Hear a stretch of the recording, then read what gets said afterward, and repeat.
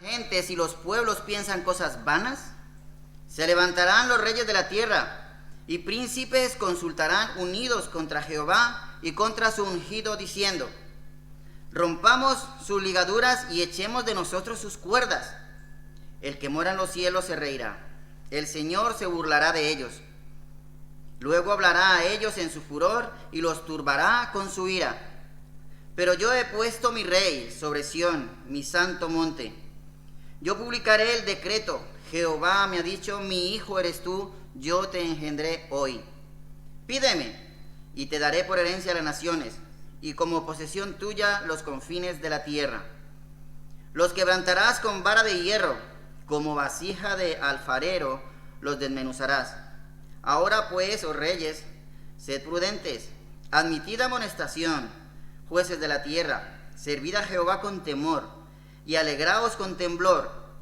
Honrad al Hijo, para que no se enoje, y perezcáis en el camino, pues se inflama de pronto su ira.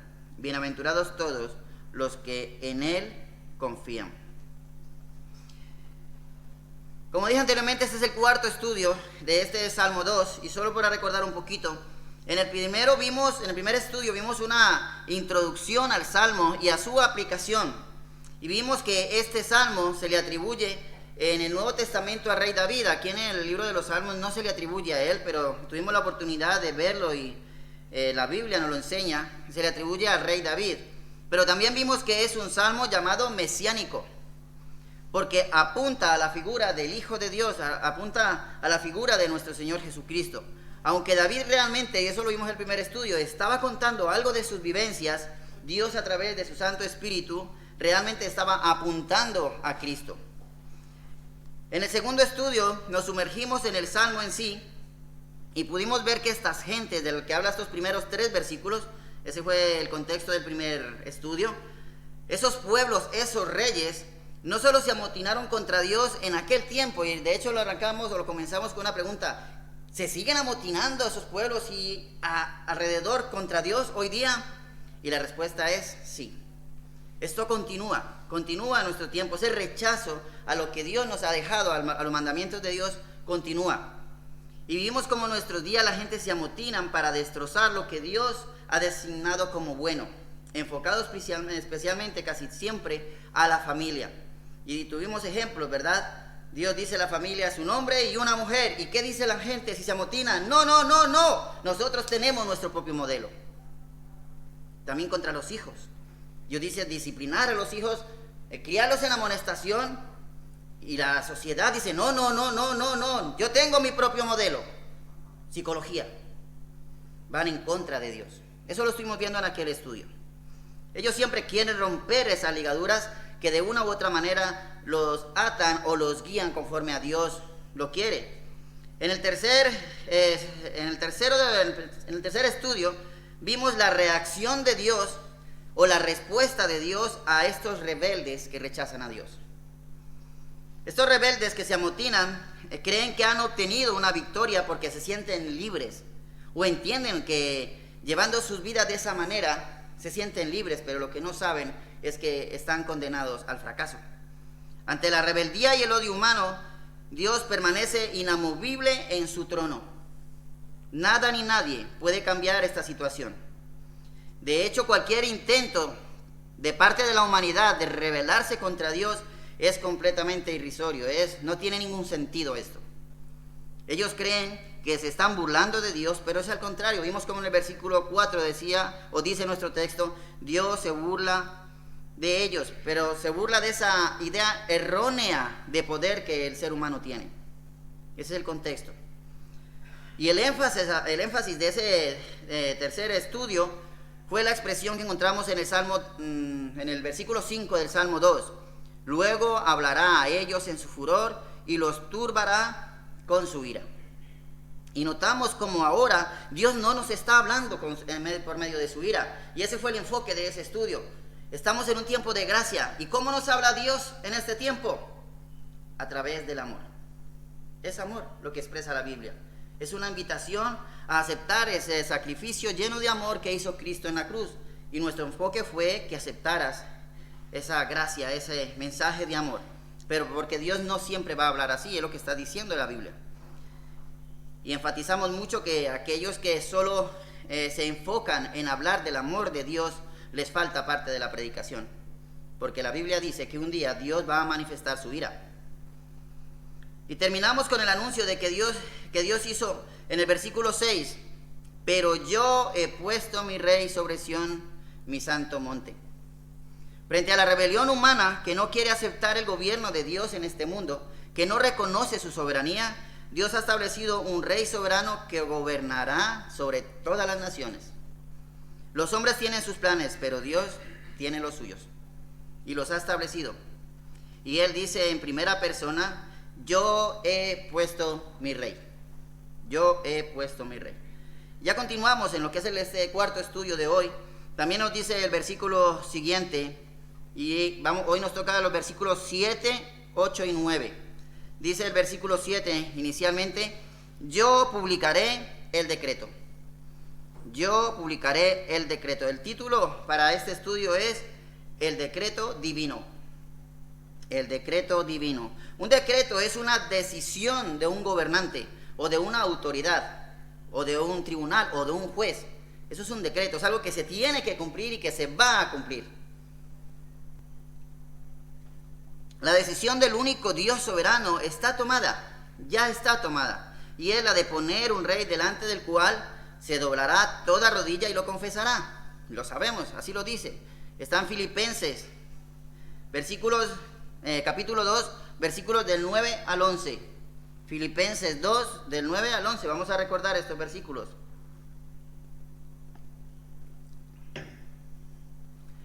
Por lo cual Dios también le exaltó hasta lo sumo y le dio un nombre que es sobre todo nombre, para que en el nombre de Jesús se doble toda rodilla de los que están en los cielos y en la tierra y debajo de la tierra, y toda lengua confiese que Jesucristo es el Señor, para gloria de Dios Padre. Hay una palabra que sobresale de todo esto en estos tres versículos y es todo. Todos, sin excepción. Delante del Señor doblaremos rodilla. Y ese decreto tiene una característica, como lo dice allí, yo publicaré. Ese decreto es público, no es algo oculto, no es para unos, es público. Es decir, está al alcance de todos, para que todos lo conozcan. Nadie podrá decir un día, pero yo no lo sabía. Porque si Dios ha dicho que es público, todo el mundo lo conocerá. Ese decreto es un anuncio. ¿Y cuál es ese anuncio? De que hay un rey. De que hay un rey. Y ese decreto sigue publicándose en nuestros tiempos. A través de toda la historia, de todos los pueblos, de todas las naciones, se ha proclamado ese decreto.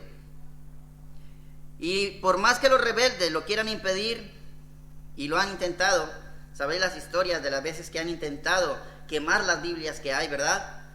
Las veces que han intentado con los misioneros, han muerto misioneros por predicar la palabra del Señor. Eso nunca se va a poder impedir.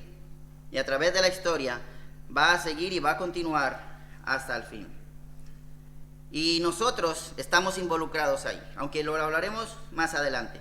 En ese decreto y esa palabra está publicado.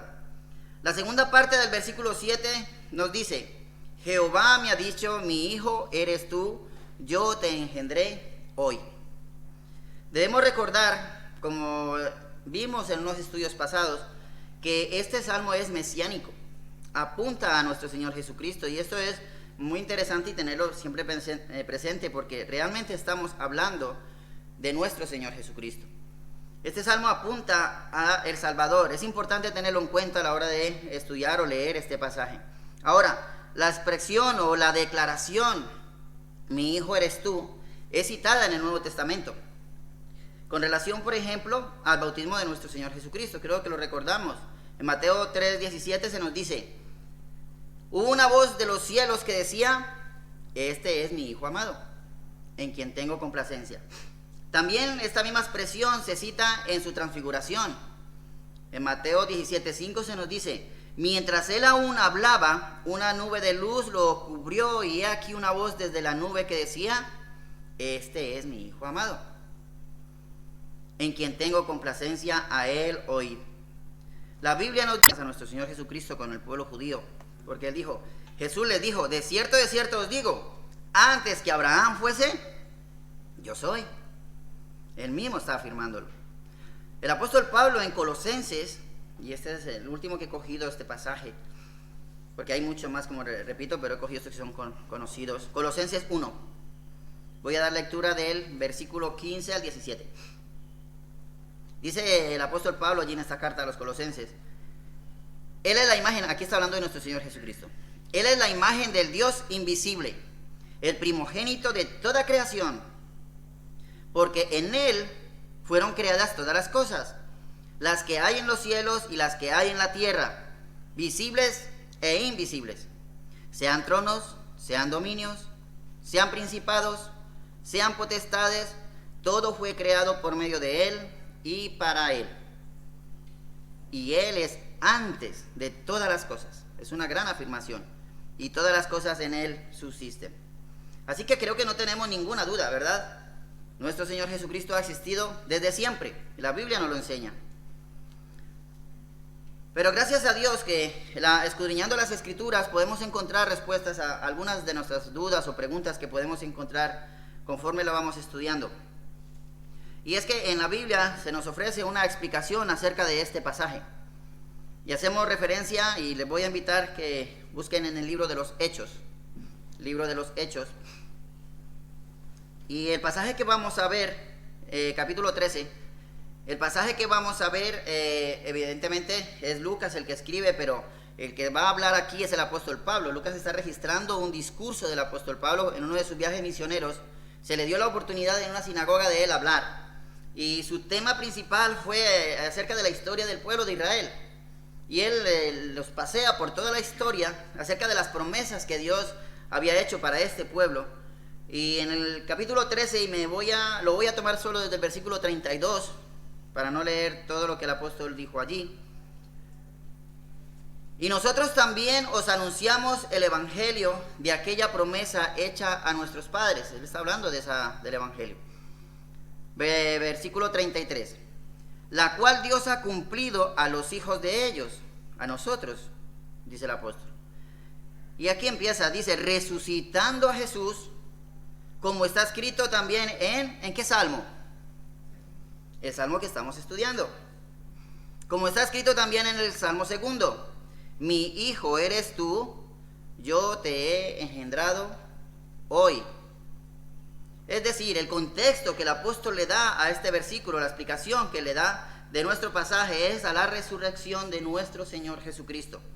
Y continúa en el mismo contexto en los siguientes versículos diciendo, y en cuanto a que le levantó de los muertos, esto es la resurrección evidentemente, para nunca más volver a la corrupción, lo dijo así, os daré las misericordias fieles de David. Por eso dice también en otro salmo, no permitirás que tu santo vea corrupción. Porque a la verdad, David, habiendo servido a su propia generación, según la voluntad de Dios, durmió y fue reunido con sus padres y vio corrupción. Versículo 37, mas aquel a quien Dios levantó, esto es a Cristo resucitado, no vio corrupción. Así que cuando leemos en el Salmo 2, mi hijo eres tú, yo te he engendrado hoy, aquello fue una profecía muy difícil de entender en aquellos tiempos. Muy difícil. Pero para nosotros explicada aquí por el apóstol Pablo. Y sabemos de la importancia de la resurrección de nuestro Señor Jesucristo y de que fue un hecho completamente real. Fue algo que realmente aconteció. Cuando Cristo dijo sus últimas palabras, y las tomo del Evangelio de Juan 19:30, dice la Escritura, cuando Jesús hubo tomado el vinagre, dijo, consumado es. Y habiendo inclinado la cabeza, entregó el Espíritu. Nuestro Señor Jesucristo realmente murió. Realmente murió. Fue un hecho totalmente confirmado. Dios le dio vida y está ahora sentado a la diestra de Dios Padre, como se nos enseña en Efesios, por ejemplo. En Efesios se nos dice, la cual operó en Cristo, resucitándole de los muertos y sentándole a su diestra en los lugares celestiales, Por eso la expresión yo te engendré hoy hace referencia a la resurrección por parte de Dios Padre a su Hijo, nuestro Señor Jesucristo. En el versículo 8 dice la Escritura: pídeme y te daré por herencia las naciones, y como posesión tuya los confines de la tierra. Cuando leí este versículo fue automático. Se me vino a la mente la tentación de nuestro Señor Jesucristo, la que se nos registra en Mateo, cuando fue tentado por Satanás, en Mateo 4. Allí en el versículo 8 dice la Escritura: otra vez le llevó el diablo a un monte muy alto, y le mostró todos los reinos del mundo y la gloria de ellos. Y le dijo: todo esto te daré si postrado me adorares. Es muy similar. Lo que le había dicho el Padre a nuestro Señor Jesucristo es: pídeme y te daré por herencia a las naciones y como posesión tuya los confines de la tierra. Lo que le estaba diciendo era: tu Padre te ha prometido todo esto, pero sabes que vas a sufrir, que vas a padecer mucho, no lo hagas. En eso consistía la tentación. No sufras por esos pecadores, ya pagarán ellos por sus pecados. Solo tienes que postrarte y adorarme. Pero Cristo solo estaba pensando en obedecer al Padre y glorificarle. Eso era lo que Cristo tenía en su mente. También pensaba en las muchas almas arrepentidas que iba a llevar la eternidad con él. Por eso le contestó. Entonces Jesús le dijo: vete, Satanás, porque escrito está: al Señor tu Dios adorarás y a él solo servirás. Y el diablo quiso tentar a Jesús con cosas temporales, porque ¿sabes en qué consistía la tentación de Jesús exactamente? Otra vez le llevó al diablo a un monte muy alto y le mostró todos los reinos del mundo y la gloria de ellos. ¿Y qué es la gloria del hombre? ¿Qué es la gloria de este mundo? Algo pasajero, algo temporal, que nosotros a veces caemos y la buscamos. Pero Dios no le había prometido una gloria temporal, sino eterna. Con eso quiso tentar Satanás a nuestro Señor Jesucristo. La gloria de Dios, en cambio, es eterna, es para siempre y es santa. Ahora, en este tiempo, la promesa hecha por Dios se está cumpliendo. El decreto publicado que Dios ha puesto su rey, de que ese rey vino y dio su vida por nosotros y Dios lo resucitó, ese decreto se está escuchando hoy por todos los pueblos, por todos los confines de la tierra, y si alguien aún no lo sabe, debe saberlo. Debe saberlo. En este versículo, cuando dice: pídeme y te daré por herencia a las naciones, presenta grandes enseñanzas misioneras. Por eso dije acerca del decreto publicado, que hablaríamos más adelante. Estamos allí. Tenemos una parte allí. Dios quiere que su Hijo pida por las naciones y quiere que sus hijos, nosotros, pidamos por las naciones también. Tenemos la necesidad de hacerlo. Por eso debemos orar. ¿Por qué? Por más misioneros. Es nuestra manera de hacerlo. Es nuestra manera de hacerlo. Dios le ha prometido a su Hijo las naciones. ¿Y qué es misiones? Enviar misioneros a las naciones. Estamos ahí. Por eso somos una iglesia misionera. No olvidemos el contexto del Salmo, cómo comienza. Con personas rebeldes, gobernadores rebeldes, incluso reyes rebeldes. Autoridades en rebeldía. Pero aún así Dios sabe que muchas de esos rebeldes, se van a doblegar y van a reconocer al verdadero rey. Y es nuestra obligación seguir anunciando ese evangelio. Como representantes de Cristo hemos de tomar la iniciativa e interceder por los pueblos de toda la tierra, en oración y participando también. Cada día muchas personas escuchan el mensaje. Hoy alguien puede estar escuchando el mensaje que no tiene a Cristo. Y muchas personas, no solamente que escuchan el mensaje de esta iglesia en la mañana y en la tarde, de muchas iglesias de sana doctrina, han escuchado el mensaje. ¿Sabes? Muchos lo van a rechazar. Pero alguien va a abrir su corazón al Rey de Reyes. Alguien va a aceptar ese decreto de Dios que ha establecido un rey como salvador para este mundo, para las almas. Y por ese alguien ya ha valido la pena seguir publicando el decreto, ya ha valido la pena seguir llevando el evangelio, porque es así como Dios lo quiere. Y cada día Cristo va juntando su herencia. Déjame decirte una cosa, yo soy parte de la herencia de Cristo, porque por la gracia de Dios, he reconocido en Cristo la autoridad de Dios, he reconocido que Él es el Rey de Reyes y Señor de Señores. Y espero que entienda lo que voy a decir, porque quizás sea un poco más profundo. El día que Dios entregó a Cristo, el día que Dios engendró a Cristo, resucitándolo de los muertos, ¿sabes una cosa? También me engendró a mí. No sé si lo entiendes, espero que sí. Porque yo estaba muerto en mis delitos y pecados, como nos dice la Escritura. Yo era un hombre muerto, punto. ¿Sabes en qué momento tuve nuevamente la vida? El día que Dios resucitó a Cristo. Espero que lo entiendas. En Efesios 2, 5 y 6 nos dice: aún estando nosotros muertos en pecados, nos dio vida. Estábamos muertos y nos dio vida en Cristo. Juntamente con Cristo, por gracia sois salvos, dice el pasaje de Efesios 2, 5. Efesios 2, 6, el versículo siguiente nos dice: y juntamente con Él nos resucitó. Por supuesto que sí. Nos resucitó. Y asimismo nos hizo sentar en los lugares celestiales con Cristo Jesús.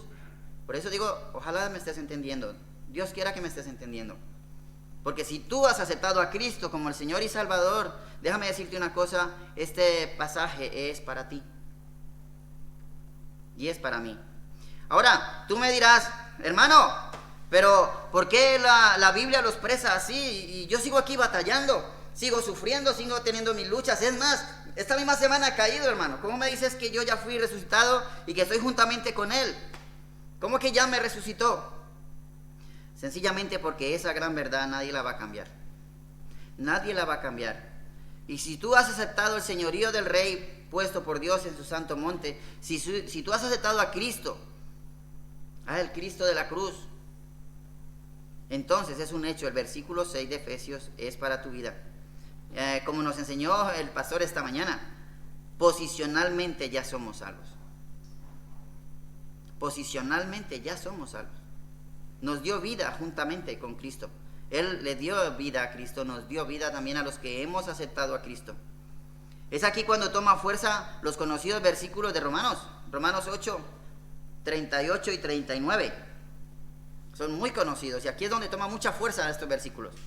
Por lo cual estoy seguro de que ni la muerte, ni la vida, ni ángeles, ni principados, ni potestades, ni lo presente, ni lo porvenir, ni lo alto, ni lo profundo, ni ninguna otra cosa creada nos podrá separar del amor de Dios que es en Cristo Jesús, Señor nuestro.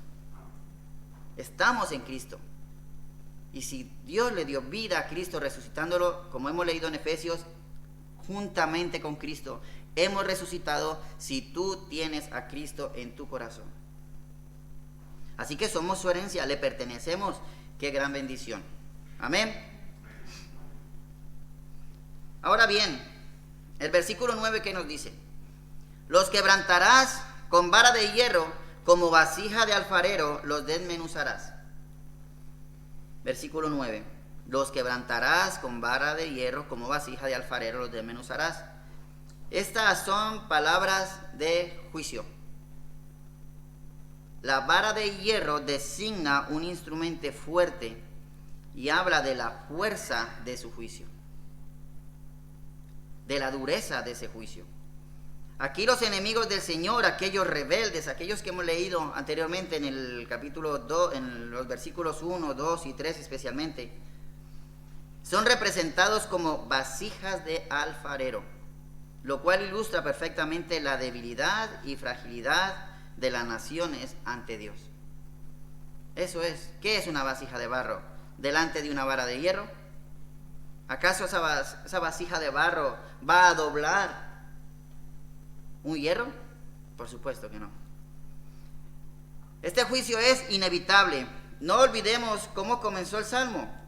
La gente, los pueblos, pensando cosas vanas contra Jehová y contra su ungido, los reyes de la tierra y los príncipes levantándose unidos, y por eso Dios dijo, a ver, reyes, yo voy a poner mi rey, para que lo entendáis.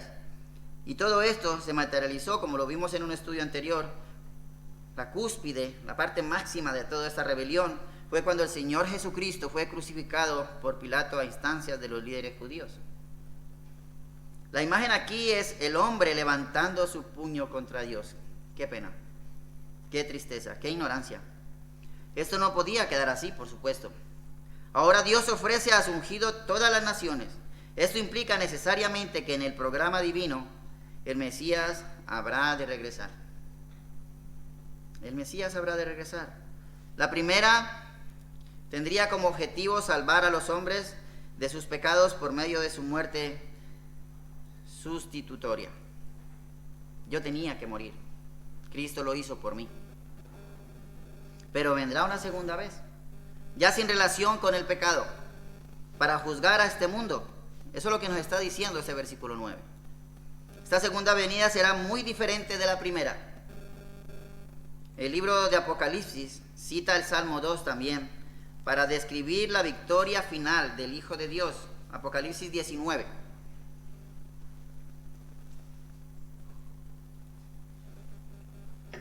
Apocalipsis 19, 11 al 21. Dice la escritura: entonces vi el cielo abierto, y he aquí un caballo blanco, y el que lo montaba se llamaba Fiel y Verdadero, y con justicia juzga y pelea. Sus ojos eran como llama de fuego, y había en su cabeza muchas diademas, y tenía un nombre escrito que ninguno conocía, sino él mismo. Estaba vestido de una ropa teñida de sangre, y su nombre es el Verbo de Dios. Y los ejércitos celestiales, vestidos de lino finísimo, blanco y limpio, le seguían en caballos blancos. De su boca sale una espada aguda para herir con ella a las naciones. Y dice, y él les regirá ¿con qué? Con vara de hierro. Y él pisa el lagar del vino del furor y de la ira del Dios Todopoderoso. Las palabras, el furor y la ira de Dios, ya lo hemos estudiado en este mismo pasaje en estudios anteriores.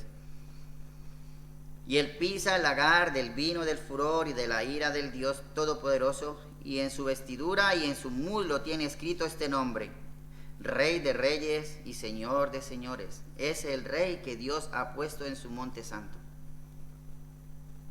Ahora bien, llegados a este punto, vemos que aquí el pasaje, el Salmo, nos presenta dos escenarios. El primero de ellos nos muestra que Dios ha hecho público el decreto acerca del rey que ha puesto en medio de las naciones y que ahora está sentado a la diestra de Dios, y que ese decreto ahora se está publicando por todos los lugares. Sea que tú ya lo hayas escuchado o que hoy sea el primer día que lo escuches, ese decreto es el Evangelio, que está lleno de amor. Cada palabra que sale de aquí de la Biblia está lleno de amor por ti y por mí. Y a nosotros, como hijos de Dios, nos corresponde seguirlo publicando. Tenemos que hacerlo público, no nos podemos quedar callados. Debemos anunciar que este rey, anunciado por Dios, murió y Dios le volvió a dar vida, lo resucitó. Y que hay vida y esperanza en él para todos aquellos que aceptan su señorío. Y este es el primer escenario. Pero hay un segundo escenario. Este segundo escenario nos enseña que inevitablemente habrá un juicio, y lo representa de una manera que yo no lo quiero en mi espalda, con vara de hierro. Una vara de hierro en la mano del rey. Un día el rey anunciado por nuestro Dios ha de regresar a poner todo en su sitio bajo su justicia divina. Y la pregunta es, ¿cuál es tu posición? Sea que estés hoy aquí o sea que estés allí detrás, ¿cuál es tu posición? Ahora mismo, ¿dónde te encuentras? Porque no hay más opciones. O formamos parte de la herencia que Dios le ha prometido a su Hijo, o formamos parte del grupo de rebeldes, el cual un día serán quebrantados por su oposición a Dios, por su oposición al rey. No hay más. No hay puntos medios. No los hay. Y tú tienes que tomar una decisión. El decreto ahora mismo está siendo publicado. Y ese es el decreto. La gracia y la misericordia de Dios ahora está siendo extendida para ti. Sea quien seas, estés donde estés. Escúchelo hoy o el día que sea. El decreto público del Evangelio una vez más se ha proclamado. La pregunta es, si tú aún no has aceptado el señorío de este Rey, de nuestro Señor Jesucristo, de aquel que entregó su vida por ti y por mí, pues hoy puede ser el gran día. Hoy puede ser el gran día de que la gracia de Dios entre a tu vida, entre a tu corazón. Y los que ya tenemos ese conocimiento, hemos aceptado a Cristo como el Señor de nuestras vidas, tenemos la obligación de seguir proclamando el decreto puesto por Dios, de que hay un Rey, de que hay esperanza, de que hay salvación. Y tenemos mucho trabajo por hacer. Así que con este pensamiento terminamos este cuarto estudio del Salmo 2. Toma una decisión hoy. La tienes que tomar. La Biblia te reta a eso. Dios te reta a eso. Toma una decisión. Dios tiene los brazos abiertos, esperando que aceptes ese sacrificio que nuestro Señor Jesucristo ha hecho en la cruz. Y si quizás tú estás escuchando este mensaje y tienes a un hermano nuestro al lado, es el momento de que le hables y le preguntes, ¿cómo puedo reconocer a ese Rey? ¿Cuál es el camino? Y estoy convencido de que a través de la Biblia, si estás en una casa donde están uno de nuestros hermanos, te puede enseñar cómo hacerlo. Y si no, hay unos enlaces, porque aquí debajo del vídeo que se va a exponer luego, donde puedes comunicarte con nosotros y que con gusto estaremos encantados de mostrarte a través de la Biblia ese paso tan maravilloso que alguna vez nosotros ya dimos. Y con gozo esperanzador, nunca mejor dicho, esperamos el regreso de nuestro Señor Jesucristo. Así que meditad en ello. Vamos a orar, vamos a ponernos de pie.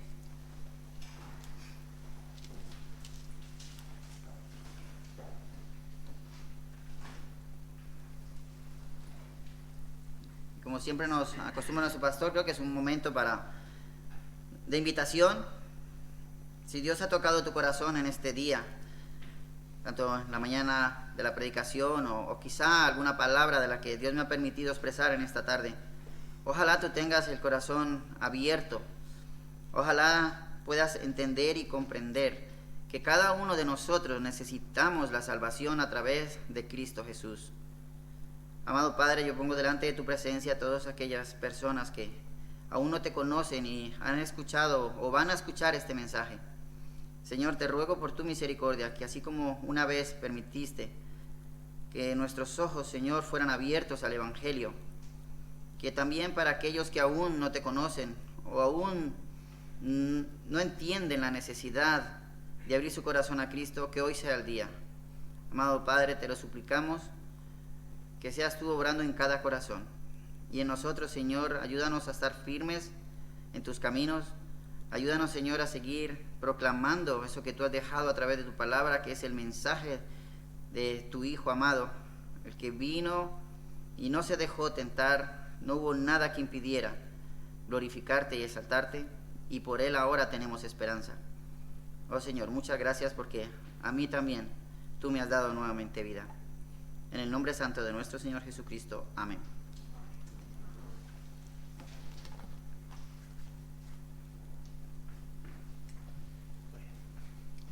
Muchas gracias, hermano Antonio. Vamos a terminar en esta tarde. Cantaremos un último himno.